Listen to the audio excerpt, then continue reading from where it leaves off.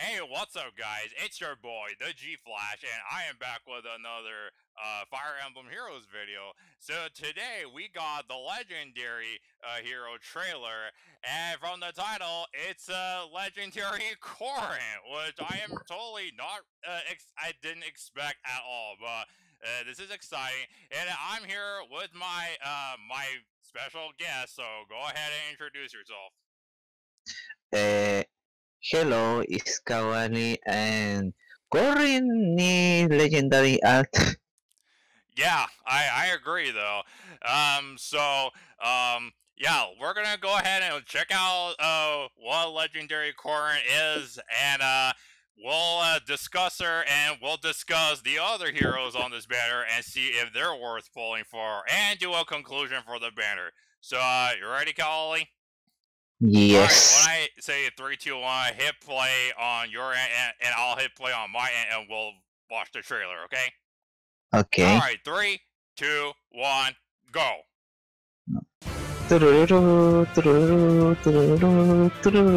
It's typical. Alright. Oh. It's female Corrin. Female This path is the one Corrin. I chose for myself. Oh, She's wearing colores. the Nori and Dusk outfit. Wow. We're gonna let her run Negative. through. We'll let her run through. First, Negative.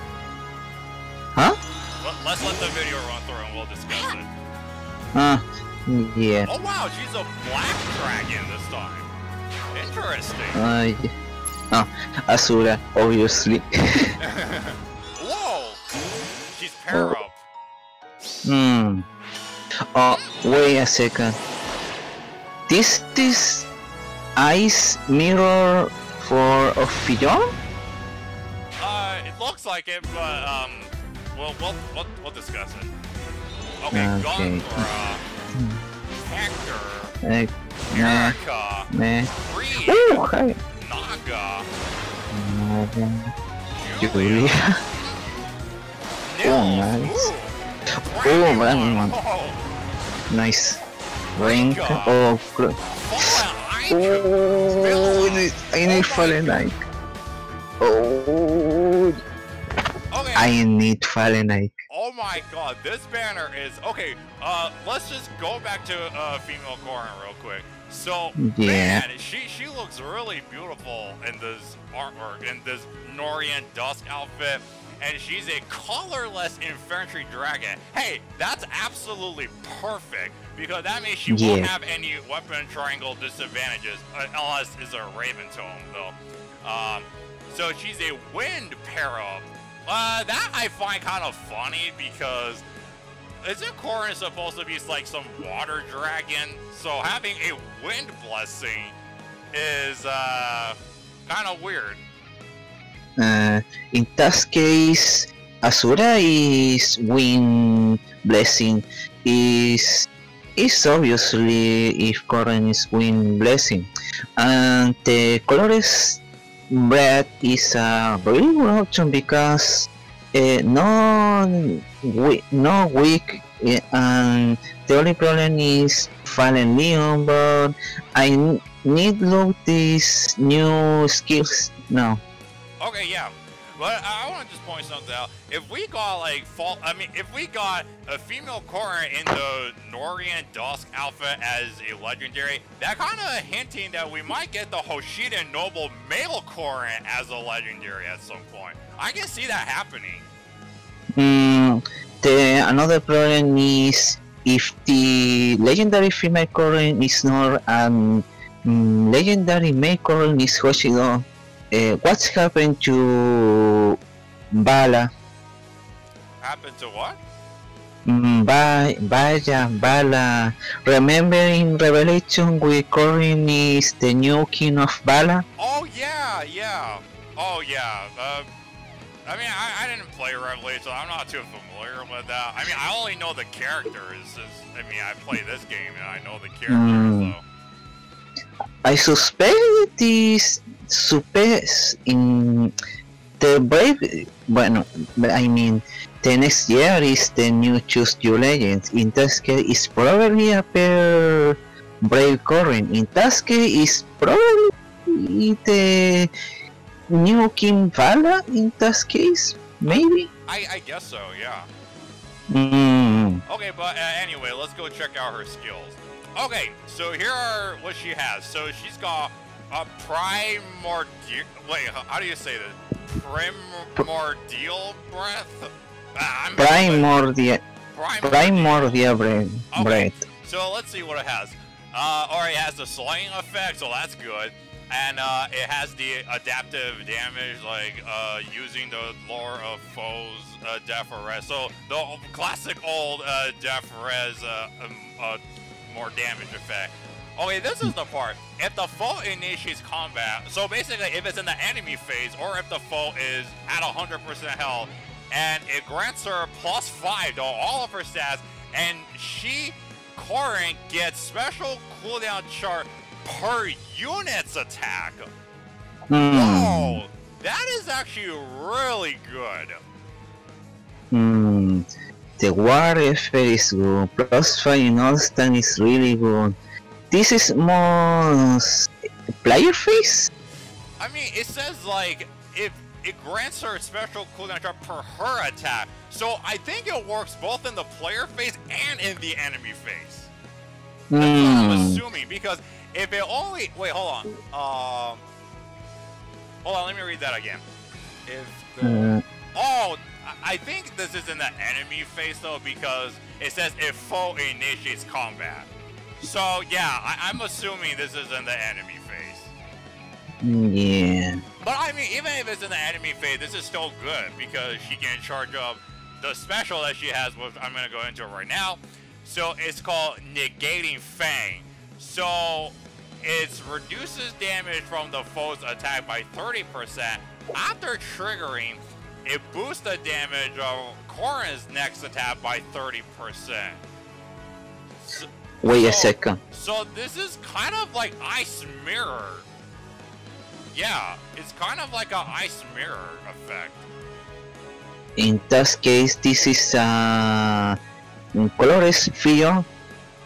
Yeah, it's more like if you let's go through the skills. She's got distant counter, so that's perfect.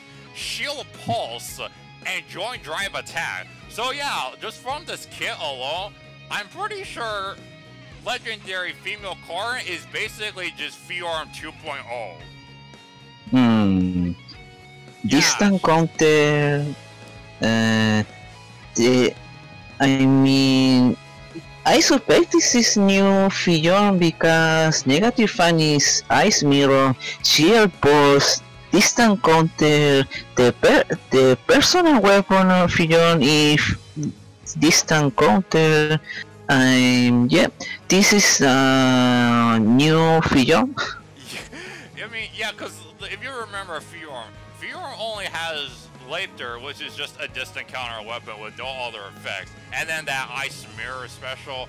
But Corrin right here, her breath just does so many stuff though, and she has a special that just reduces attacks and give her some more attack. So, and then with joint drive attack, she's gonna get hit even harder. So, wow, this is just, man. So this Corrin is probably made as a defensive unit, because this kit is literally just for the enemy phase. Imagine this Corrin in either defense. Oh yeah, oh boy. Wow. Oh god. I imagine this Corrin with Legendary Asura. Oh boy.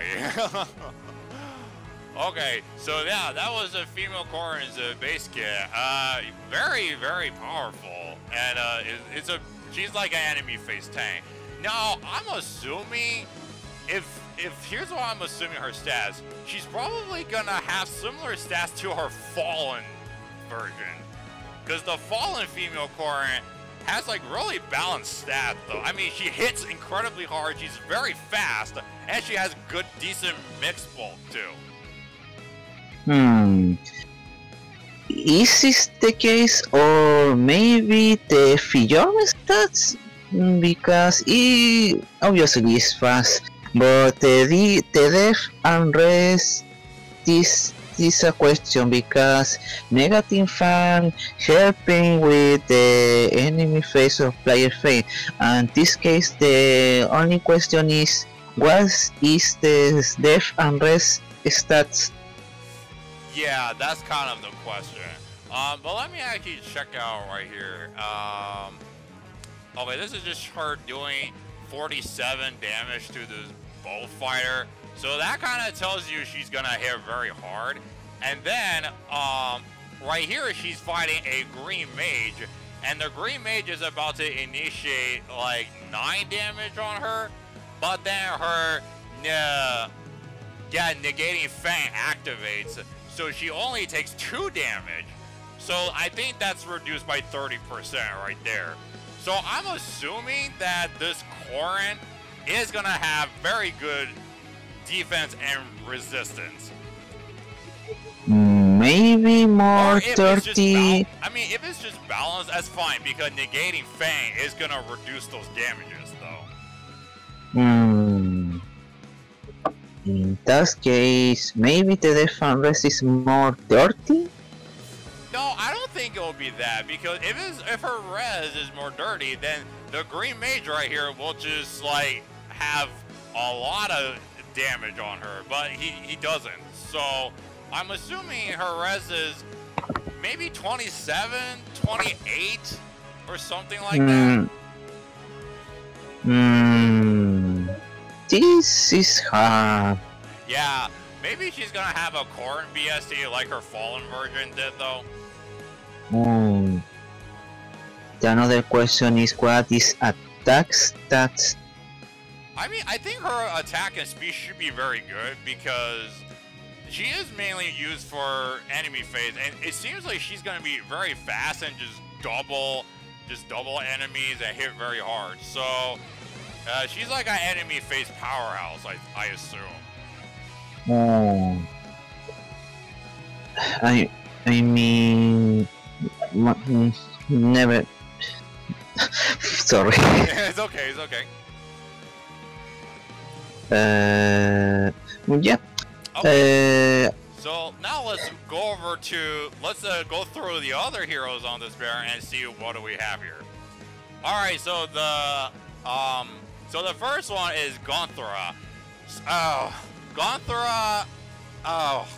She's one of these people that really needs some weapon refine because I don't see her out there anymore, and I don't think anyone even uses her anymore. I mean, don't get me wrong, her Blizzard Tome is fine, it's like a reverse Blade Tome, but the problem is Ursula exists. I know Gantra is green and Ursula's blue, but Ursula's refined made her into a blue Gantra.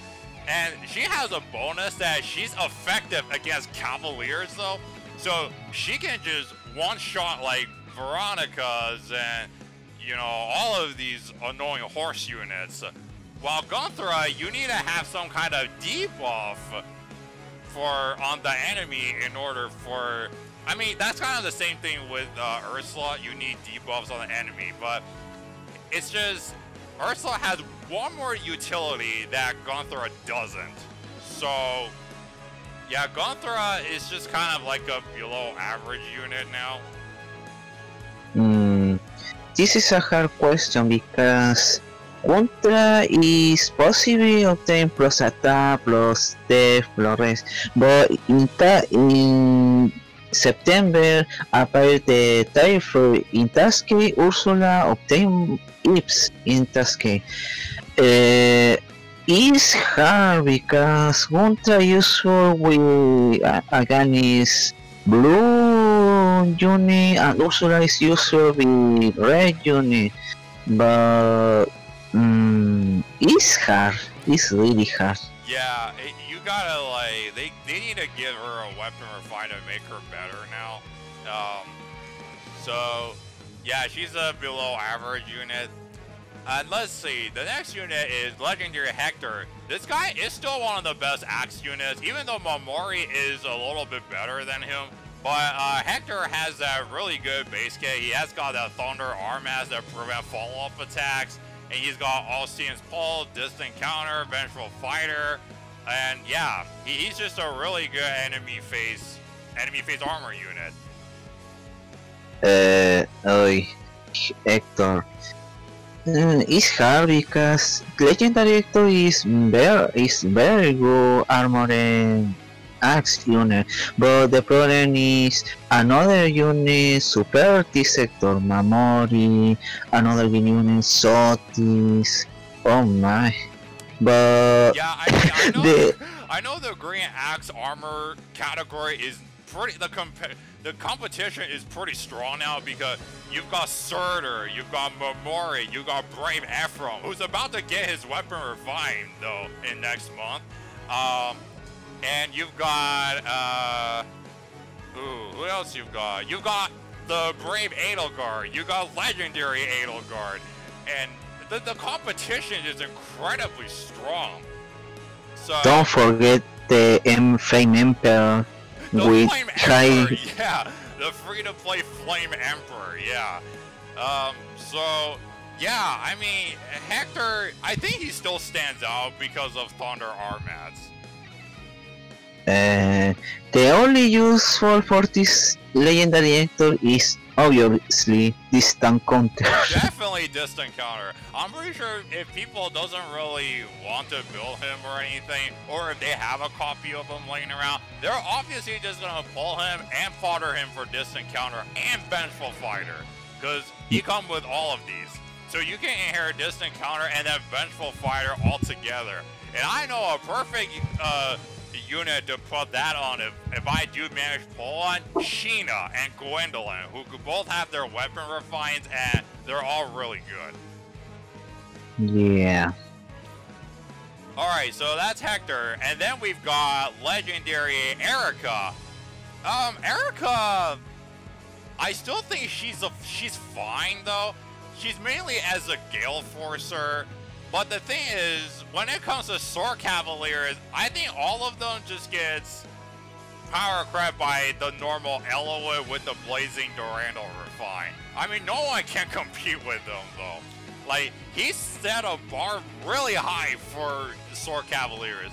And if I remember correctly, Erika's Storm Sieglinde, yeah, Storm Sieglinde, I think it grants her that if she's all by herself, she gets special cooldown like Charge +1 per her attack. And I mean that's okay, but I wish there's like more effects though. The another thing is the B skill, because it's useful against with unit with high defense, but in this generation is no more, I mean the other cap units is more useful.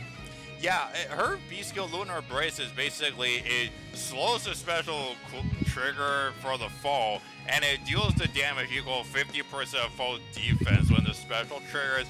I mean, that's a pretty good skill, and you do face a lot of high defense people out there. But it's just, since Erika herself, I mean, her bulk is it's just okay. I want to say is the highest though. It's just okay, but I mean, like, you gotta deal some damage first. But I still think she's fine as a Sword Cavalier. Yeah. It's not bad, but it's not the best unit. I'll say she's like a, if I have to rate these units like a school grading system, I would say Erika's more of like a B- unit. And for Gantra, I'll rate her as a C and Hector as a A-. That's what I'll give it though. It's good. It's fine. Yeah. Alright, now let's move on to the other Sword Cavalier that's on the banner, Reed. So, Reed, this guy is, if you look at his stat, he's literally like a tank. Like, he's got insanely high attack, complete dump speed stat. Like, his speed stat is just a dump stat. And his defense is super high, and his res is okay, and his HP is really good though. So Reed is mostly like an enemy phase tank, and his sword is, if there's a penalty like displayed on a unit though, then he makes a follow-up attack and the foe cannot. But the problem with this is, so my only issue is, Reed does have his exclusive B slot. It's called Freezing Seal. And the Freezing Seal is, at start of turn, if the unit's HP is greater than half health, inflicts attack and speed -6 on the enemy with the lowest resistance. So if this was like active without any kind of condition, like just inflicts like -6 speed, like attack and speed without some defense or res condition, that I thought it would have been okay. But the thing is, sometimes it's hard to find any enemies with like low resistance these days, since a lot of enemies can just have really high resistance, and you have blessings to patch them up. So yeah, it's gonna, if this was like a defense, like highest defense or something like that, then I think it would have made more sense and he would be more useful. But the fact of the matter is, we're in a day and age where even just like summonable units have better res than, I guess, a lot of units. So the chances of triggering that effect is pretty slim. In that case, her is no more useful in this generation? I wouldn't say he's completely unusable. You can still use him, but you gotta just pair him up with some support. Like, pair him up with Arversa so she can panic people. And even if you just have that panic icon, Ree can still double. So that's a bonus at least. In that case, here is more useful against with unit with panic? Yes, just anyone with ploy, sabotage, anything that can just debuff foes, that's when you can put Red on your team, yeah. In that case, useful with Aversa, Yagon, Virion. Exactly, yeah, these three are perfect. It's not a bad option. I mean, I know how high for this years, but if you need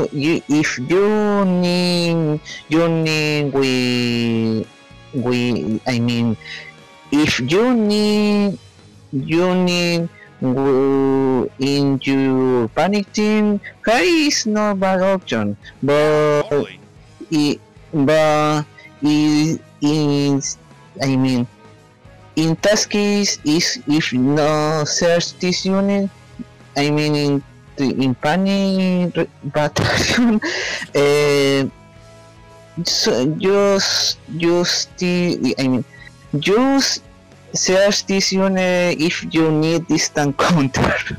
Yeah, true. Well, the good part is Red actually come with distant counters, so that's at least good. Yeah. So Red as a unit, I would say he's like a B- too. He's still usable. Just you gotta set him up with a lot of support. That's all. All right. I mean, wait. I mean, Harry is B plus because it's useful with KaoAli. In that case, is useful in either. Yeah, I think B+ reference. is a bit better. Yeah, definitely. Yeah. All right, the next unit we have is Naga. Naga is just, I think if I have to be honest, she's probably the worst Astra hero, because Altina just beats her as the Astra hero any day now. I mean, Naga only has like what? She only has her seasonal skill, Divine Fang, which basically just gives all your allies the dragon effectiveness. And that's kind of it. That's kind of all it is special about Naga. I mean, what else does she have? Her Divine Breath is... It grants attack speed, def, res during combat equal number of dragon allies and allies that have effective against dragons within 2 spaces. So yeah, you have a limit right here. Like a special type of units to activate her dragon, activate her breath effect. So that's kind of wonky. You need to have either dragon or like falchion users. So yeah, that's very restrictive. If her breath was just like any ally, no matter what class or weapon type, that I think it would have been fine. But unfortunately, it's restricted to like 2 different types of allies. So yeah, it's not really all that good. The only one with this Naga is the only unit with any ally obtain the fashion effect. I call this effect.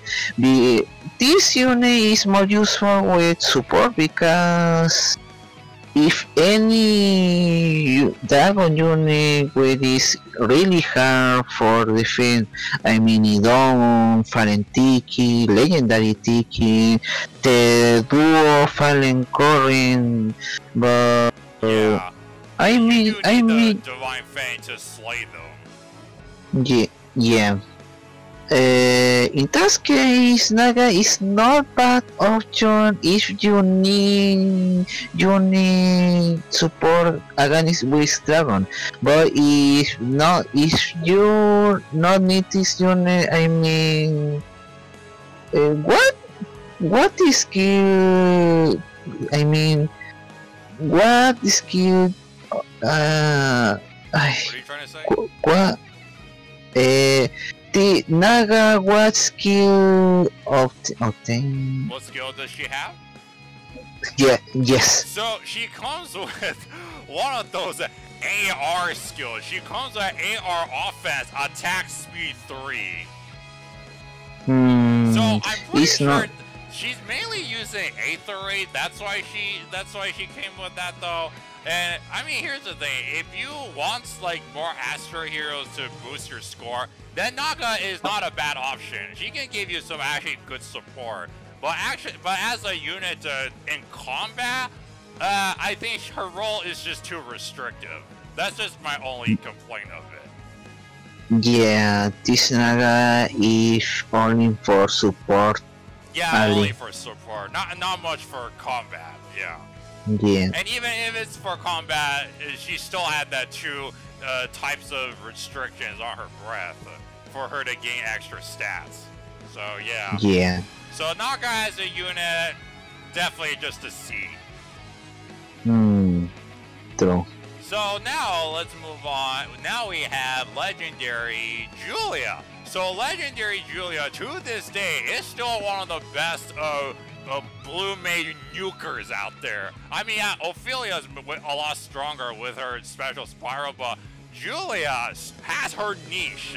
Like, Julia has Mirror Impact, Light and Dark, Attack Res Oath, and then the Virtuous Naga has the effective against Dragon, grants her +3 attack, and then if her attack is greater than the foe's attack, grants her additional +6 attack and res during combat. So she's just piling up the attack and res.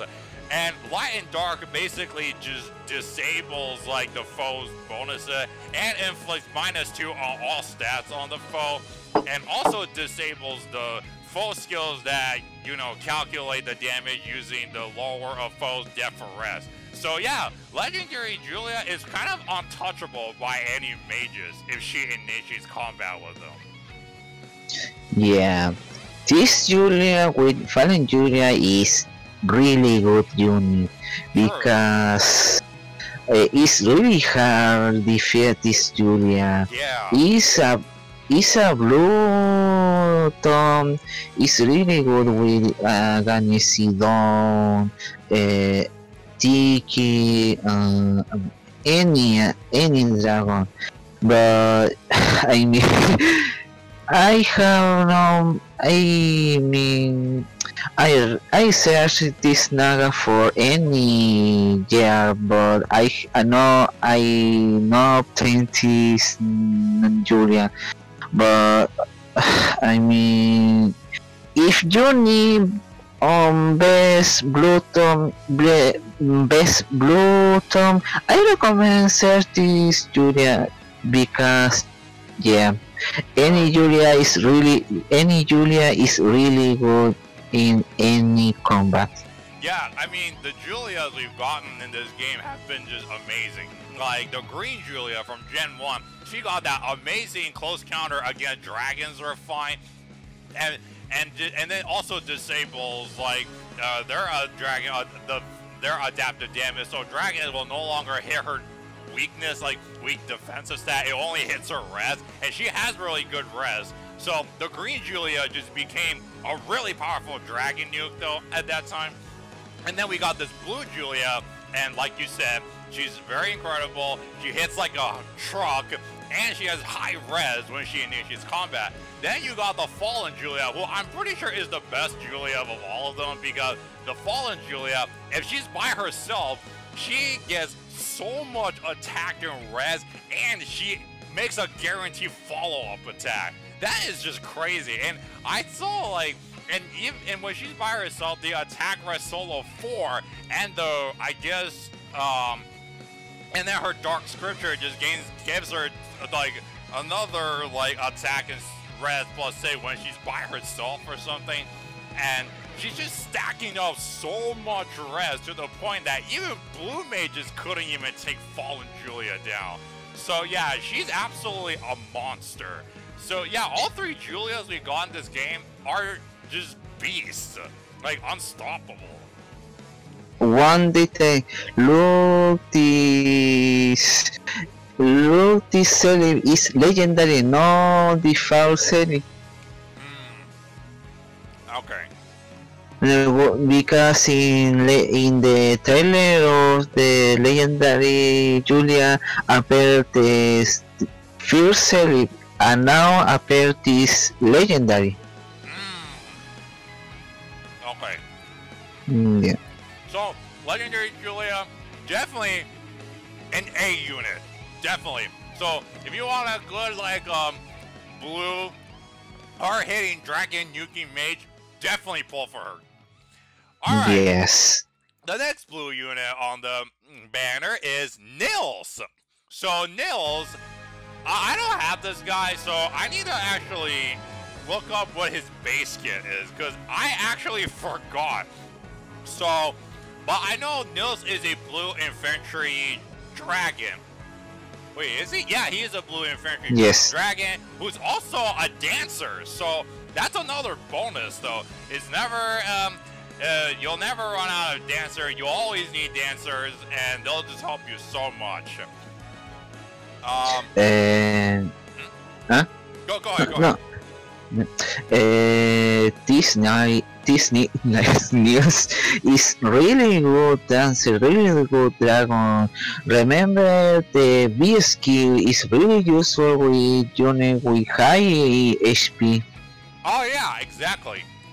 Okay, I have his base kit pulled up. So he's got Frost Breath, so it grants him plus res, plus 3.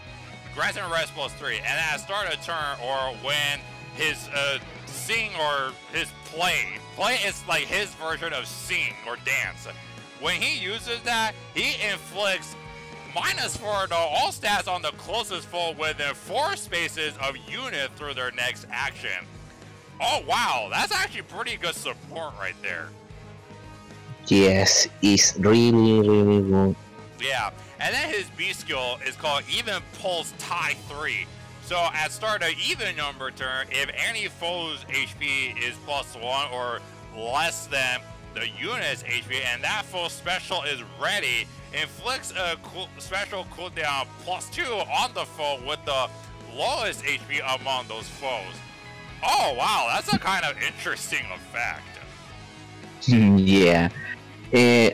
I remember any player search this night because I mean, the skill mean any player search this name because any player need this build for Virion.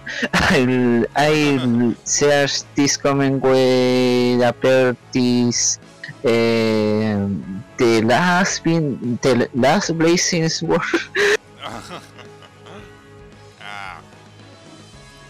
Yep. So yeah, I think Nils as a unit, I think he's a great support. Like, I think he's mainly just a support. He then comes to infantry pulse, and that's good too.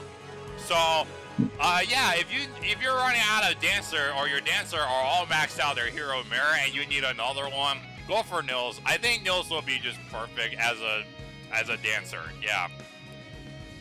Yes. So Nils, I will say he's an A- unit, just because of his support. It's no. Yeah, it's okay. Yeah. Alright, now we move on to some of the powerhouses. We've got Bramimon. Oh boy, this person. I mean, I don't know what's Bramimon's true gender, but I mean, he's a shapeshifter, so I mean, he looks like a him, so I'll just refer to that. So Bramimon, as we all know, is one of the best like mages in the game. This guy can absolutely just nuke. Like, his base kit is just wow. So his Void Tome is if the foe's attack is higher or is greater or is equal to 50, or there's a penalty active on the foe, it grants Bramimon attack, def, and rest +5 during the combat. And then if the foe speed is greater than 35, then he makes a follow-up attack. So basically, he can double through these speed demons. So wow, that's insane. Yeah. Yeah. This tone is specific with condition because if no +4 or less plus is specific 37. Oh yeah, man. Wow. But yeah, this is very useful because we're getting units that just goes above 40 speed these days. So Bramimon is the perfect choice to go take them all down. So then he's got attack, defense, push 4, which is good. Low attack, rest 3, perfect B slot, and then his exclusive C skill, which is quite insane. During combat, disable skills of all the foes except the one that he's fighting. So that means his teammates, when they initiate combat against the other foes, other than the one that Bramimon himself is gonna face, all of their skills will be disabled. Man, how insane is that? Yeah, this Bramimon is really good. No disadvantage, ignore any enemy buff. Wow. Yeah, and Bramimon also, his stats are interesting. So he's more of like legendary Julia stats though. He's got high attack, below average speed, low, kind of lowish defense, high resistance, and good HP. And I think Bramimon, you should just go for plus attack just to make him hit harder though.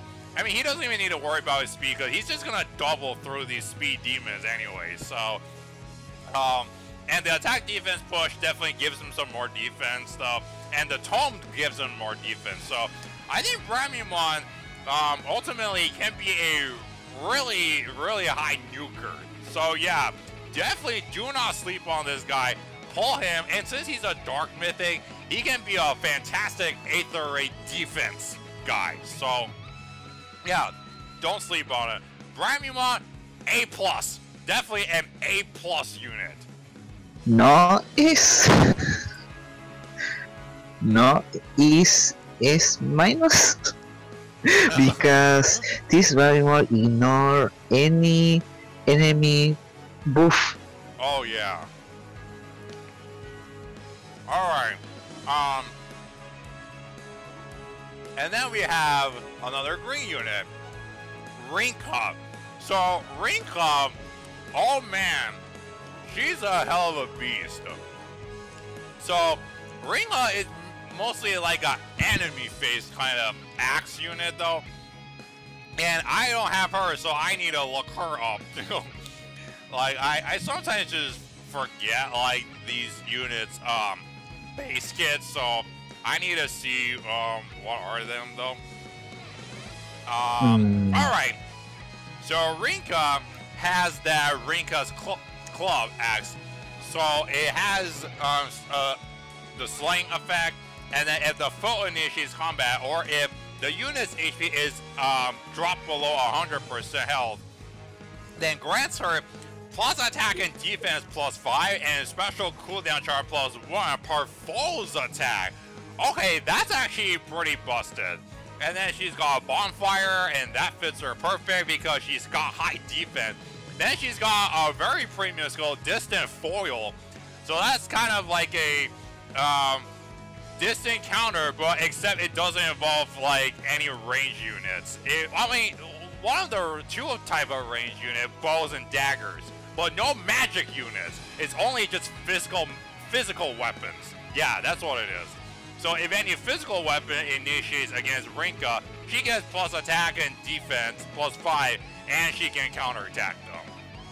So, yeah. But the thing is, I think this is perfect because Rinka's res is kind of a dump stat. So, yeah, just fully capitalize on her defense wouldn't hurt that much, though.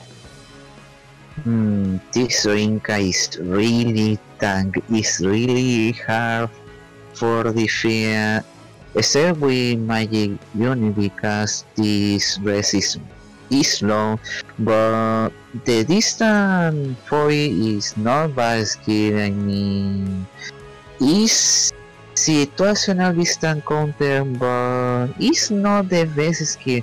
But this Rinka is really good in enemy face for only physical attack. And if you look at her stats, she's got 40 HP, 34 attack, 39 speed, 41 defense with a super boom. My gosh. And 18 res. And she has a super bane in the res. Now, here's something I want to say. Even if you do swap out distant foil with distant counter and you want her to take some magical hits, go with Spurn in her beast slot, because her beast slot is Wrath. Just replace that with the green version of Wrath, which is Spurn. And since she's pretty fast, I think she could take some less hits from, less damage from magical foes if she's faster than the foes. So that's a playstyle. But if you just want to stick to like just physical tanking, then yeah, just stay with distant foil and Wrath. That's a good idea. But I agree, attack smoke. Yeah, I mean, look at so many people these days run distant counter, Spurn, attack, smoke, and speed rest solo seal. I've seen that on so many different like units. Like I've seen it on Legion. I've seen it on the currently resplendent Erika, and I've seen it on just so many units that's been running this kit, and because it works. Don't forget Annette. And Annette, yeah. But of course, the unit has to be very fast to run Spurn. Yes. So yeah, Rinka definitely a unit. Yeah. Yes. And now we got one of the most busted sword units ever, Fallen Ike. Oh god, this unit will attack Death Unity. Oh my god. Yeah, I heard like some people say attack Death unit could stack with Chaos Ragnar, so my gosh, if Fallen Ike gets hit by a attack or defense debuff, he's gonna absolutely just hit like a gigantic wrecking ball. Oh, and Sprung in the Spurn in. Oh my god, then nothing will take him down. This unit is really insane. It's I mean, even if you don't slap these skills, his base kit alone just makes you just fear him. His Chaos Ragnall, if he's just loves to get hit by debuffs, so he gets stronger. And then he gets Mayhem Aether, which is a 4 cooldown Aether. And then he has Darting Breath, Repel, Attack Speed Ult. All of them to boost his attack and speed. And then once you slap on the premium skills like Spurn and Attack, Defense, Unity, my gosh, this guy will be just unstoppable. He's gonna wreck everything in his way. I miss Artist Unit. He's really what? Oh my god. And he has a super boon in his speed stat, which makes him 46 speed. Oh my gosh. Wow. Yeah. Oh yeah, definitely pick up this guy if you haven't. So, Fallen Ig. Man, I need to rate him higher. A++. Yeah, definitely A++ unit. Nice. Oh my god. I really don't like to face this guy. If he runs that attack defense unity with Spurn build. Yeah. And then we get to another extremely tanky dragon, Milla. So Milla, I mean, I don't have her, so I need to look up her kit as well. I mean, this Milla is for more support, but this guy is... Yeah. But this guy is not bad, it's really... The attack is high, the def and res is decent, the low is... What is it? Okay, I got her stats pulled up. She's got 41 HP, 37 attack, 17 speed, 40 defense, and 37 res. So, and she's a colorless infantry dragon, so that's actually good. And then her Nurturing Breath gives her 3 more defense, and then, okay, it has that dragon adaptive damage, and then it grants her +2 to all of her stats within, grants +2 to all stats of allies within 7 rows and 7 columns centered of Milla during combat. So, okay, that's a pretty good support. And then she's got Bracing Stance 3, so that's really good. Sabotage Attack, that's another good one. And then she's got her Milla's Turn Wheel. So at start of turn, inflicts Isolation, which is one of the kind of more annoying stuff to deal with, though. So Isolation just basically disables all of your like positioning skills or dance skills. It was first introduced on Bright Fjorm, and then Milla carried it, and then I don't remember who else had it though. But anyway, inflicts that on the foes in cardinal direction with defense that's just less than Milla's defense through their actions. And then if deployed in Aether Rays offense during the light season, it grants the turn limit +1. So basically, Milla increases the turn limit in the Aether Rays map during the light season on offense by +1. So instead of 7, you get 8. So that definitely tells you Milla is for Aether Rays. Yeah, this Milla is really useful in either resort because Milla Tonswheel is really useful against this Cancer Asura. Yeah.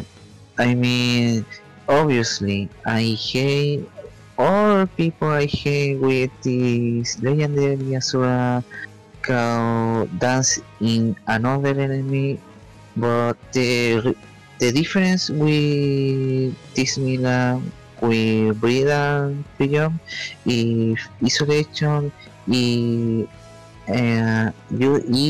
useful in any phase. Breeder Fusion use isolation with high HP. Yeah, exactly.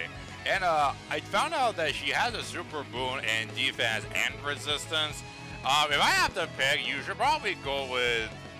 I mean, defense is good because it just activates the Milla's turn wheel chances even more. Resistance is not that bad at all, too.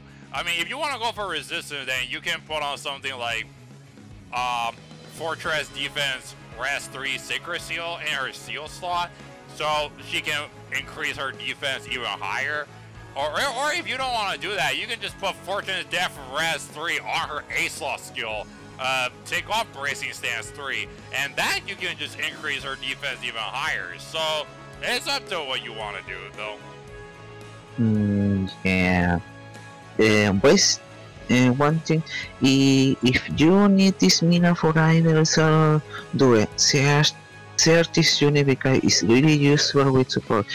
Or if you not need this unit, and appear in your summon, use the resistance 3 because it's really useful with unit really useful in unit with the star res and def is high. For example, Conrad. Yeah, exactly, Conrad. Yes. Yep.